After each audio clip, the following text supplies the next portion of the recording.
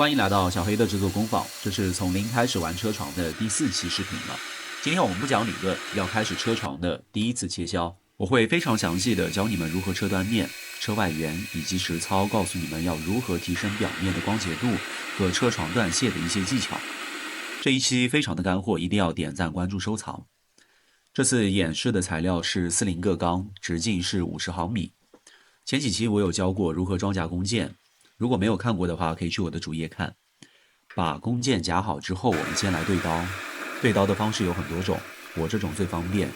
首先把车刀大概调到车床主轴中心的位置，接下来移动车床的中托板，让刀片挤压材料的中心位置。这个时候刀片可能是高，也可能是低，没有关系，这一步就是为了找到车床的中心高在哪里，方便后续的对刀操作。当车刀挤压过材料中心的时候，会在材料中心留下一个圆点，这个时候你们就可以用这个圆点去做参考，去调整刀尖的高低。绝大部分情况下，车刀对中心点就可以了。有些特殊情况，我们会把车刀调高一点，比如说车系长轴的时候，这样可以让正刀的情况好一点。后续所有的车刀都可以用这个圆点来对好高低，那以后就不用再调了。在开始切削断面之前，我们一定要锁紧车床的大托板，这样子切削才会更稳定。车断面的时候，我们的切削量要小一点，越靠近材料的中心位置，材料切削的表面线速度越低，那我们进刀的速度也要越慢。当然也可以增加一些转速，线速度就是材料被切削处每分钟走过的距离。同样转速的情况下，10毫米和100毫米的材料的线速度是不一样的。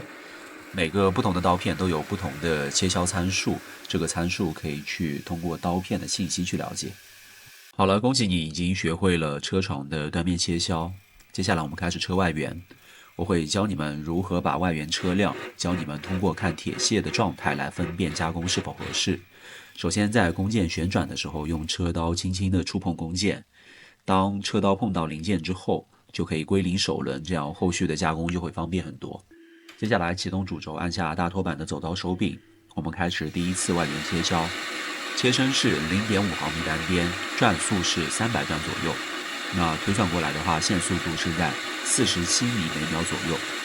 这对于硬质合金刀片来讲，这个转速有点慢了，没有到它舒适的切削区间。可以看到排屑的效果还是不错的，但是表面的光洁度非常的差。接下来我们只改变主轴的转速，切身和我们走刀速度都完全不变，看一下表面会有什么样的区别。现在车的这一刀，我们就把它作为基准面，作为一个参考对比，然后我们逐渐的加快转速，看一下材料表面的光洁度会发生怎么样的变化。随着转速的加快，可以看到被切削过的表面有一些金属的反光了。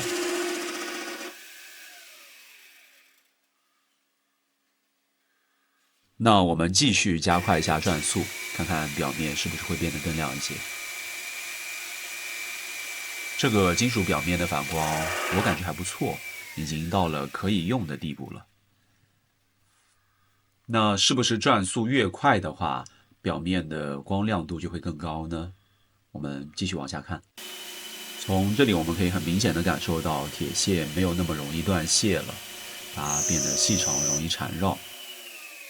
可以看到这个表面效果不是很好，这是因为表面的线速度太高了，刀片更多的是在跟弓箭摩擦，而不是在挤压切削，所以转速不是越快越好。